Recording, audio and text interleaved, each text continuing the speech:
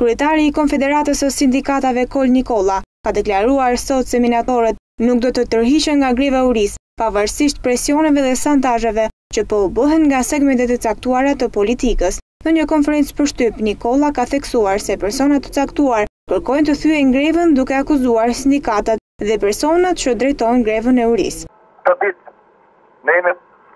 përveç hallave dhe shqetësimeve tona, të cilat s'kanë të sosur ndaj indiferencës qeveritarëve, kemi dhe presionin dhe shantazhin e patushëm dhe të pacit të segmentet caktuara të politikës, të dezinformojnë për opinionin publik për të thyer grevën duke sjellë thyrje dhe shpisje publike, jo vetëm për lidershipin e sindikatës, por për gjithë senatorët e përgjithshëm. Gjithashtu Nikolla theksoi se minatorët janë duke përgatitur një peticion, i cili do t'i drejtohet presidentit të Republikës Bamir Topi, që të nisin procedurat që kompanisë ACR t'i hiqet licenca. Sot minatorët kanë shënuar ditën e 13 të grevës së urisë, ndërsa 13 grevistë të mbetur ndodhen në gjendje të përkeqësuar shëndetësore.